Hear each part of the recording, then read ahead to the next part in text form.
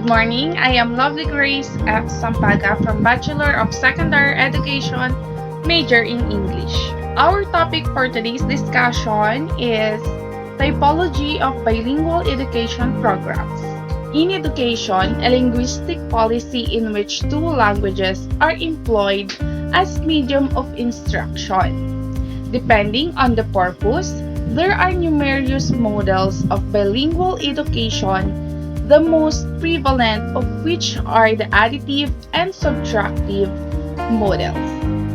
Both languages are given equal value and recognition in additive bilingual education programs, and they are deliberately taught and studied throughout the years of schooling, with the goal of learners developing literacy and communication in two languages. In subtractive or transitional bilingual education programs, one language or the learner's mother tongue, which is often minority language, is used to promote the acquisition of the other language. The second, of subsequent language, which is often the official or dominant language, and its teaching and learning is gradually reduced, with the goal of learners developing literacy and communication in the second language. Bilingual education encompasses a wide range of language programs in schools, each with its own set of aims and techniques. These programs range from those that quickly transfer minority language pupils to the dominant language to those that help students develop or maintain high levels of competency in a second language by teaching subject in that language. Classifying different types of bilingual education programs as strong or weak forms of bilingual education is one way to identify them based on their goals and techniques.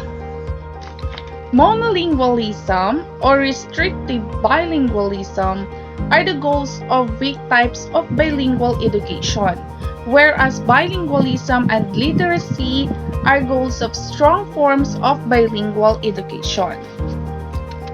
Submersion or structured immersion programs in the majority language programs that transition pupils into majority language. Mainstream education programs with foreign language teaching, and segregationist language programs are all examples of weak types of bilingual education. Immersion in a minority language, maintenance or heritage language programs, two-way or dual language programs, and bilingual education in two majority languages in populations with two majority languages are all examples of strong kinds of bilingual education. Multicultural education is included in or is an element of several bilingual education programs. Multicultural education recognizes the ethnic and cultural distinction among a varied student population and strive to ensure that all students have equal access to education. While some have conflated multiculturalism with cultural pluralism, the former distinguishes in that it not only acknowledges distinction among groups, but also aspires to provide all groups with equal access to institutions. Bilingual education should, in my own opinion, be available to all pupils.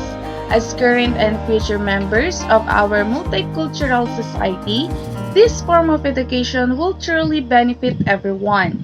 It is our responsibility as a future teacher or as a future educator to make certain that kids have access to a well-structured and enriching learning environment. As a result, despite of the absence of control and supervision over the program's quality, FSL teachers must step up to their duties and ensure that they meet their students' needs.